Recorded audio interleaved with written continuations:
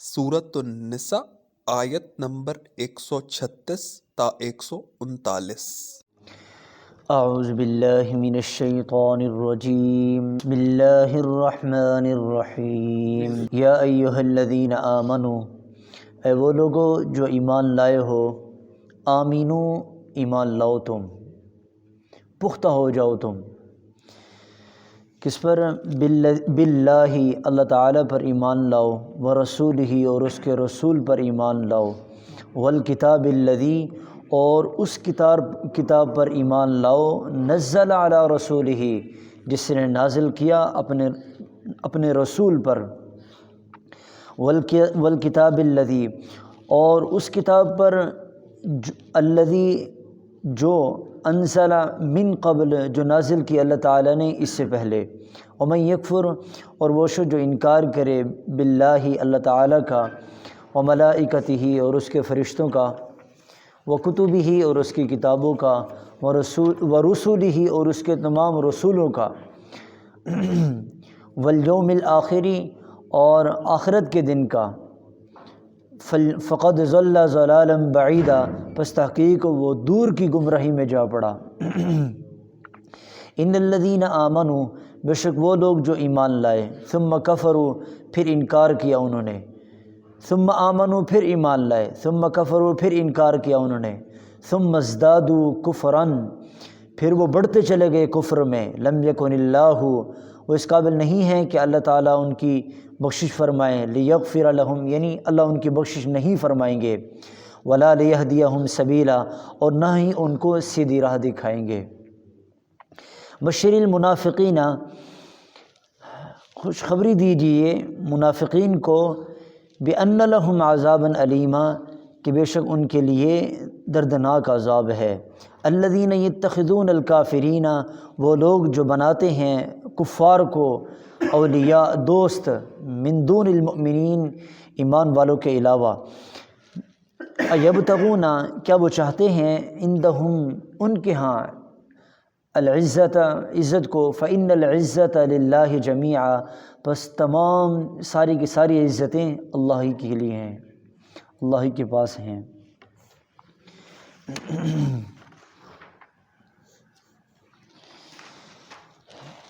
ان آیت مبارکہ کے اندر اللہ تعالی نے ایمان والوں کو ان کے ایمان کی تجدید کروائی کہ تم ایمان لاؤ، ایمان والے تو ایمان لا چکے تھے، پھر فرمایا کہ تم ایمان لاؤ۔ اور ایمان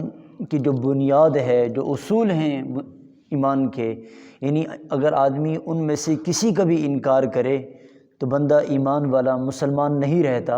اللہ تعالیٰ نے ان کو یہاں تذکرہ کیا ہے۔ اور صفت ایمان مفصل اس میں بھی ہم یہ پڑھتے رہتے ہیں، اس میں تمام چیز ذکر کر دی گئیں، آمنت باللہ وملائکتہ وکتبہ ورسلہ والیوم الآخر والقدر خیرہ وشرہ من اللہ تعالی والبعث بعد الموت، یہ ساری چیزیں اس میں آ گئی ہیں۔ تو اللہ تعالیٰ نے یہاں پر بھی انہی چیزوں کا تذکرہ فرمایا۔ دیکھیے ذرا، یا ایھا الذین آمنوا اے وہ لوگو جو ایمان لائے ہو، ایمان والوں سے خطاب ہے، آمینو تم ایمان لاؤ، اپنے ایمان کو پختہ کرو، کس پر ایمان لاؤ؟ باللہ اللہ تعالیٰ پر ایمان لاؤ، اللہ تعالیٰ کے اوپر، اللہ تعالیٰ کے ساتھ اپنا یقین مضبوط کرو، ورسولہ اور اس کے رسول پر، یہاں رسول سے مراد حضور صلی اللہ علیہ وسلم ہیں، اور یہ جو یہود و نصارہ تھے ان کو بھی اللہ تعالیٰ نے یہاں ذکر ان کے بارے میں بھی فرمایا کہ ورسولہ اور اس کے رسول پر، رسول سے مراد اللہ کے رسول صلی اللہ علیہ وسلم یعنی حضرت محمد صلی اللہ علیہ وسلم ہیں، اور باقی رسول ان کے تذکر آگے ہے، والکتاب الذی اور اس کتاب پر ایمان لاؤ، نزل علی رسولہ پھر اپنے رسول کا تذکر کیا، یہ نہ ہونا یہ چاہیے تھا کہ نزل علیہ کہ جو کتاب نازل کی اس پر ہے، یہ نہیں پھر دوبارہ اپنے رسول کا تذکرہ ہے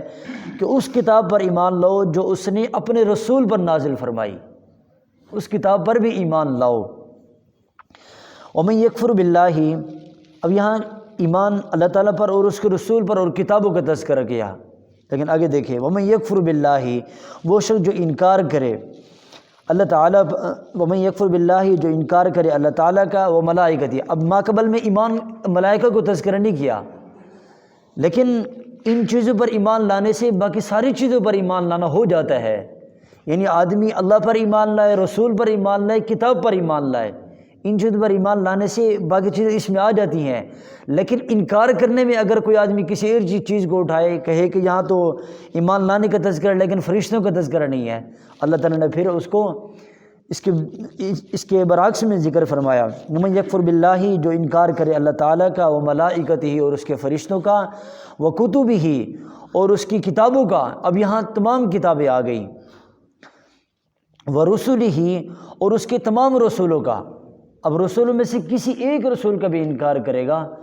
وَالْيَوْمِ الْآخِرِ، اور آخرت کے دن کا انکار کرے گا، اب یہاں سارے آ گئے، اب اس میں یہ یہود و نصارہ بھی آ گئے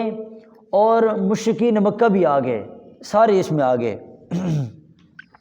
کتاب، کیونکہ وہ تو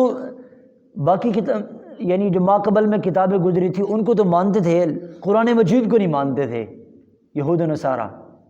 اسی لیے اللہ تعالیٰ نے تمام کتابوں کا تذکرہ فرمایا، وَكُتُبِهِ، تمام کتابوں پر، وَرُسُلِهِ، اور تمام رسولوں پر، یہ تمام رسولوں میں بھی یہ جو یہودی تھے وہ حضرت عیسیٰ علیہ السلام کو نہیں مانتے تھے، اور پھر جب اللہ کے نبی صلی اللہ علیہ وسلم آئے تو پھر یہودی اور عیسائی دونوں اکٹھے ہو گئے، انہوں نے آپ علیہ السلام کو نہیں مانا، تو اللہ تعالیٰ فرماتے ہیں وَرُسُلِهِ، تمام رسولوں کے پر ایمان لانا، وَالْيَوْمِ الْآخِرِ، اور آخرت کے دن پر ایمان لانا، یہ بھی لازم ہے، یہ تو آخرت کے دن پر ایمان رکھتے تھے یہود و نصارہ، لیکن یہ جو مشرکین مکہ تھے وہ تو مانتے نہیں تھے، وہ کہتے مَن يُحْيِي الْعِظَامَ وَهِيَ رَمِيمٌ، یہ جو بسیدہ ہڈیاں جو ہیں یہ بسیدہ ہو جائے گی، کون ان کو زندہ کرے گا، یہ جو یہ کہتے تھے، تو فقط ضل ضلالا بعیدا، وہ تحقیق بہت بڑی گمراہی میں چلا گیا جو آدمی ان میں سے کسی چیز کا بھی انکار کرے، ایک چیز کا بھی انکار کرے۔ ان الذین آمنوا، بے شک وہ لوگ جو ایمان لائے، ثم کفروا، پھر انہوں نے کفر کیا، ثم آمنوا، پھر ایمان لائے، ثم کفروا، پھر کفر کیا، ثم ازدادوا کفرا، پھر کفر میں بڑھتے چلے گئے۔ اس میں علماء فرماتے ہیں کہ یہ یہودیوں کا تذکرہ ہے کہ ان الذین آمنوا، کہ وہ ایمان لائے، یعنی وہ حضرت موسیٰ علیہ السلام پر ایمان لائے، ثم کفروا، پھر حضرت موسیٰ علیہ السلام کے زمانے ہی کے اندر انہوں نے بچھڑے کی عبادت شروع کر دی، اب انکار ہو گیا، ثم آمنوا، اب حضرت موسیٰ علیہ السلام واپس آئے، ان کو سمجھایا اور ان کی جو سزا تھی وہ بتائی، پھر انہوں نے تسلیم کر لیا کہ ہم سے واقعی خطا ہوئی ہے، اب ہمیں واقعی، تو اب یہ ایمان لائے، ثم کفروا کے بعد پھر ثم آمنوا، یہ ایمان لائے، ثم کفروا، پھر انہوں نے انکار کیا، پھر کس کا انکار کیا؟ حضرت عیسیٰ علیہ السلام کا انکار کیا اب انہوں نے، ثم ازدادوا، پھر تو کفر کے اندر بڑھتے چلے گئے، کفرن، اب یہ کس کا انکار ہے؟ اب یہ جو ثم ازدادوا کفرن فرمایا، اس کے اندر حضور صلی اللہ علیہ وسلم کا انکار ہے۔ اب یہودیوں نے حضرت حضور صلی اللہ علیہ وسلم کا بھی انکار کیا، ماقبل میں حضرت عیسیٰ علیہ السلام، دیکھیں نا، ثم کفروا ثم ازدادوا کفرا، ثم کفروا کے اندر عیسیٰ علیہ السلام، پھر ثم ازدادوا کفرا، پھر حضور صلی اللہ علیہ وسلم کا انکار، یہ سارے انکار اس میں آ گئے۔ تو لم یکن اللہ لیغفر لہم، اب یہ اس بات کو ذرا بھی نہ سوچیں کہ ان کی بخشش کر دی جائے گی، اللہ تعالیٰ ان کی بخشش فرمائیں گے، اس بات کو نہ سوچیں، کیونکہ ان کا دعویٰ ہے نا، یہود و نصارہ کا دعویٰ ہے، وقالت الیہود لیست النصارى علی شیء، یہ کہتے تھے، یہودی کہتے تھے کہ ہم جنت میں جائیں گے، اور عیسائی کہتے تھے ہم جنت میں جائیں گے، اور ان میں سے ہر ایک کا دعویٰ ہے کہ وقالت الیہود والنصارى نحن ابناء اللہ واحباؤہ، یہ کہتے تھے کہ ہم اللہ کے بیٹے ہیں، اللہ کی اولاد ہیں، اور ہم ہی اللہ کے محبوب ہیں، ہم تو جہنم میں جائیں گے۔ لیکن یہودی اس بات کو مانتے تھے کہ ہم نے وہ جو 40 دن بچھڑے کی عبادت کی ہے نا، وہ ہم جہنم میں جائیں گے، اس کے علاوہ ہم جہنم میں نہیں جائیں گے، جہنم میں تو یہ مسلمان ہی جائیں گے، وہ ان کے بارے میں کہا کرتے تھے۔ تو اللہ تعالیٰ نے پھر یہاں صریح طور پر فرما دیا کہ لم یکن اللہ لیغفر لہم، وہ اپنے وہ یہ بات نہ سوچیں کہ اللہ تعالیٰ ان کی بخشش فرما دیں گے، نہیں، اللہ تعالیٰ ان کی بخشش نہیں فرمائیں گے۔ وَلَا لِيَهْدِيَهُمْ سَبِيلًا، اور نہ ان کو ہدایت دیں گے سیدھے راستے کی۔ یہ سبیلا سیدھے راستہ، ایک یہ ہوتا ہے نا ہدایت کا معنی، ایک یہ ہوتا ہے کہ آدمی راستہ بتا دے، اور ایک ہدایت کا معنی ہوتا ہے وہاں چھوڑ کے آ جائے۔ مثلا کوئی آدمی یہاں کھڑا ہو کے پوچھے کہ سبز زار اسٹیشن کہاں ہے، کہ ایک آدمی اس کو کہے کہ ایسے سیدھا چلے جائیں، پھر یہ دائیں طرف موڑیں گے، پھر بائیں طرف موڑیں گے، ایسے فلاں آگے آ جائے گا، اس طرح آدمی کہہ دے۔ اور ایک آدمی یہ ہے کہ اس کا ہاتھ پکڑے اور اس کو جا کے اسٹیشن پہ چھوڑ کے آ جائے۔ اب ہم سوچیں، یہ جو پہلا آدمی جس کو اس نے کہا کہ فلاں اس طرف مڑ جائیں، اس طرف مڑ جائیں، اس آدمی کے بھٹکنے کا چانس ہے کہ یہ آدمی ہو سکتا ہے کہ وہاں نہ پہنچے اس آدمی، لیکن یہ جس آدمی کو پکڑ کے آدمی وہاں چھوڑ کے آ جائے تو اس آدمی کے بھٹکنے کے کوئی صورت نہیں ہے۔ تو یہی ہے کہ اللہ تعالیٰ ان کو سیدھا راستہ ہے۔ یہ جو یہاں پر ہدایت کو جو معنی ہے وہ یہ ہے کہ جنت اس کو نہیں، پکڑ کے جو راستہ دکھانا نا وہ ان کو نہیں ملے گا، ہاں جو ان کو راستہ بتلا دینا ہے وہ تو ان کے لیے ہے، وہ انبیاء نے بتا دیا، ان کو بتا دیا کہ یہ راستہ ہے جنت کا اور یہ راستہ جہنم کا ہے، یہ انبیاء نے بتا دیا، لیکن پکڑ کر وہاں پہنچا دینا اس میں یہ نہیں ہے۔ اور اسی کا تذکرہ اللہ تعالیٰ نے اپنے نبی کے بارے میں فرمایا، انک لا تہدی من احببت، اے میرے محبوب آپ ہدایت نہیں دے سکتے جس سے آپ محبت کرتے ہیں۔ اس کے اندر جو ہدایت کا معنی ہے وہ یہی ہے کہ آپ اس کو پکڑ کر جنت میں داخل نہیں کر سکتے، ہاں آپ بتا سکتے ہیں کہ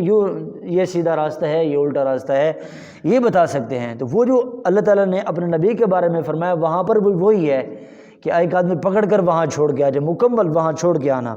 تو یہ ہے ہدایت۔ تو اللہ تعالیٰ ان کو وہ راستہ نہیں دکھائیں گے، کون سا کہ اس کو مکمل جنت میں پہنچا دیں۔ اور یہ جو ہم اہدنا الصراط المستقیم کہتے ہیں، اس کے اندر ہم کون سی ہدایت مانگتے ہیں؟ اس کے اندر کون سی ہدایت مانگتے ہیں؟ اس کے اندر جو ہم اہدنا الصراط المستقیم میں ہدایت مانگتے ہیں وہ ہدایت ہے ہاتھ پکڑ کر جنت میں داخل کر دینا۔ یہ نہیں ہے کہ اے اللہ ہمیں سیدھا راستہ دکھا، ہمیں پتہ نہیں ہے، سیدھا راستہ تو اللہ نے واضح کر دیا، قرآن حدیث آدمی پڑھے سنے اس کو پتہ چل جاتا ہے، لیکن آدمی وہاں مقصود تک پہنچ جائے یہ آدمی کے لیے مشکل ہو جاتا ہے۔ اور ہم جو بار بار جو ہے نا ہماری ہر ایک رکعت کے اندر یہ اہدنا الصراط المستقیم کھڑی ہے، اس کا مطلب یہی ہے کہ ہمیں وہ راستہ دکھا کہ تو پکڑ کر ہمیں جنت میں پہنچا دے، ہمیں وہ راستہ چاہیے، اس کی ہم ہدایت مانگتے ہیں۔ اور اس وقت نیت بھی یہی کیا کریں ہدایت کے معنی کی۔ تو وَلَا لِيَهْدِيَهُمْ سَبِيلًا بَشِّرِ الْمُنَافِقِينَ، اللہ تعالیٰ یہاں پر منافقین کے تذکرہ فرماتے ہوئے ان کے لیے عذاب کا بھی تذکرہ فرما رہے ہیں۔ اور یہ جو ماقبل میں آپ نے سنا کہ اللہ تعالیٰ فرماتے ہیں یا ایھا الذین آمنوا آمنوا، اے ایمان والو ایمان لاؤ۔ اب اس کا ایک تعلق ایمان والوں کے ساتھ ہے اور اس کا ایک تعلق کفار منافقین کے ساتھ ہے، منافقین کے ساتھ، کیونکہ اس وقت جو مسلمان تھے آپ علیہ السلام کے زمانے ان میں منافقین بھی تھے، جو کفار کے پاس جاتے تھے ان کو کہتے تھے ہم تمہارے ہیں، مسلمانوں کے پاس رہتے تھے ان کو کہتے تھے ہم تمہارے ہیں۔ اب یہ دونوں تھے، اللہ تعالیٰ نے یہ آیت نازل فرمائی کہ جو یہ باتیں کہتے ہیں وہ ان باتوں کو چھوڑ دیں، وہ بالکل پکے ایمان والے بن جائیں، یہ اللہ تعالیٰ نے تذکرہ فرمایا۔ اور پھر ان آیت مبارکہ میں اس کی پھر وعید بیان فرمائی کہ ایک آدمی کسی کے سامنے کچھ اور بیان کرے، کسی دوسرے کے سامنے کچھ اور بیان کرے، اس کی کیا وعید ہے اللہ تعالیٰ نے یہاں یہ بیان فرمائی ہے، بشر المنافقین۔ اور حقیقت یہی ہے کہ آج ہمارے مسلمانوں کا اکثر یہی معاملہ ہے کہ وہ ظاہراً کچھ ہے اور اندر کچھ ہے، عمومی طور پر یہی مزاج ہمارے مسلمانوں کا چل رہا ہے۔ اس لیے حدیثیں ہیں جو علامات بیان کی گئی جس میں وہ عرض کرتے رہتا ہوں، آج بھی سنا دیتا ہوں کہ فرمایا کہ آیت المنافق ثلاثن، منافق کی 3 نشانیاں ہیں، اور ایک روایت میں 4 ہیں لیکن 3 سنے، 3 نشانیاں ہیں۔ ثلاثن اذا حدث کذب، جھوٹ جو بولتا ہے یہ منافق ہے، یہ منافق کی علامت اس کے اندر پائی گئی۔ اذا حدث کذب واذا وعد اخلف، جب کسی سے وعدہ کرے تو وعدہ خلافی کرے۔ یہ وعدہ خلافی کیا ہوتی ہے؟ اس کو عمومی طور پر سمجھتے ہیں کہ آدمی کسی سے وعدہ کر لیتا ہے پھر اس پر پورا نہیں اترتا، اس میں ہم جو لفظی کسی سے معاہدہ کرتے ہیں اس میں بھی ہمیں پورا اترنا. مثلا ہم کسی سے کہہ دیں بھائی میں 5 منٹ میں آ رہا ہوں. اب 5 منٹ کا کیا مطلب ہے؟ 20 منٹ؟ 5 منٹ کا مطلب آدھا گھنٹہ؟ نہیں. آپ نے اسے کہا ہے کہ میں 5 منٹ میں آ رہا ہوں تو 5 منٹ کا مطلب 5 منٹ ہے. جب آپ اس سے اوپر جائیں گے تو یہ آپ نے جو بات کہی ہے یہ آپ یا اس میں جھوٹے اترے ہیں یا پھر آپ نے وعدہ خلافی کی ہے. اس لیے جو بات کہیں اس پر پھر پورا اتریں. یہ ایک اس کے اندر آتا ہے. آدمی ہمیں اس کا بھی اہتمام کرنا چاہیے. عمومی طور پر ہمارا یہی ہے مزاج. تو یہ اذا حدث کذب و اذا وعد اخلف، جب وعدہ کرے تو وعدہ خلافی کرے. وعدہ خلاف. و اذا اؤتمن خان، جب امانت اس کے پاس رکھوائی جائے، امانت دی جائے تو امانت میں خیانت کرتا ہے. اب امانت میں خیانت کیا ہے؟ عمومی طور پر تو ہم یہی سمجھتے ہیں نا کہ کسی کے پاس پیسے پڑے ہوں اور پیسے میں سے کوئی چیز نہیں اٹھانی، یہ امانت میں خیانت اس کو سمجھتے ہیں. اس سے اور بھی کافی ساری چیزیں ہیں کہ جن میں امانت کا پہلو ہوتا ہے، ہم اسے سمجھتے نہیں ہیں. کسی کی امانت ہوتی ہے ہمارے پاس، ہم یہ سمجھتے ہیں کوئی آدمی ہمیں کوئی چیز دیتے ہوئے کہہ دے کہ یہ امانت ہے تب تو ہم امانت سمجھتے ہیں، ورنہ امانت ہی نہیں سمجھتے اس کو. عمومی مزاج یہ ہے. بھئی وہ کہے نہ کہے، اس نے آپ کے بعد جب چیز رکھوائی ہے تو امانت ہے. اب امانت کا حکم یہ ہے کہ اگر وہ ضائع ہو جاتی ہے، ہلاک ہو جاتی ہے، آپ کے اوپر توان نہیں ہے، اس کے اوپر آپ کی چٹی آپ کے اوپر نہیں آئے گی، وہ اس کے پیسے نہیں ادا کرنے پڑے گے آپ کو. ہاں یہ ہے کہ آپ نے حفاظت نہیں کی، ایسے کھلا چھوڑ دیا، اس کے اوپر آپ کا ہے. ورنہ اگر آپ نے حفاظت کی پھر وہ چوری ہو گئی، اب آپ کے اوپر کوئی وہ نہیں ہے، آپ پیسے ہی نہیں دیں گے اس کو بھی کہ آپ کہیں گے آپ کی چیز میرے پاس امانت تھی، امانت پڑی ہوئی تھی، چوری ہو گئی ہے، میں ذمہ دار نہیں ہوں. اللہ کی طرف سے ہوا ہے، وہ ہو گیا ہے، جل گیا ہے، وہ گھر میں ہلاک ہو گئی ہے، چوری ہو گئی ہے، گر گئی ہے. تو ان سب چیزوں میں امانت میں آدمی نہیں پکڑا جاتا. اور جب آدمی کیا کرتا ہے، مثلا کسی نے 10,000 روپے رکھوا لیے، اس میں سے 1,000 بھی اٹھا لیا، اس نے 100 روپے بھی اٹھا لیا، اب وہ امانت نہیں رہی، اب وہ خیانت میں آ گئی، اسی کے حصے میں آ گیا سارا. اب اس میں سے اگر کچھ اٹھایا جائے گا، یہ سب کا ذمہ دار یہی ہوگا، سب کی ذمہ داری یہی ہے. اس لیے بڑی گہرائی ہے، آدمی پوچھ لیا کرے مسائل تو اس میں کافی باتیں ہوتی ہیں. تو یہ ہے وَإِذَا اؤْتُمِنَ خَانَ، امانت رکھوائی جائے تو اس میں خیانت کرتا ہے. پھر اور بات کیا فرمائی کہ وَإِذَا خَاصَمَ سَبَّ، اور جب وہ جھگڑا کرتا ہے تو گالی گلوچ اختیار کرتا ہے. جو جس میں 4 علامتیں آئی ہیں اس میں یہ بھی ہے. اور پھر آخر میں کیا ہے کہ جس شخص میں یہ چاروں پائی جائیں وہ پکا منافق ہے. اگر یہ ان میں سے کوئی ایک پائی جاتی ہے، 2 پائی جاتی ہیں تو اسی درجے کا وہ منافق ہے. اور ہم میں سے ہر ایک دیکھ لے. اور یہی سپارے کی ختم ہونے آخری، بلکہ یہ دیکھیں آخری صفحہ کھولیں، بالکل آخری صفحہ یہ دیکھیں، پہلی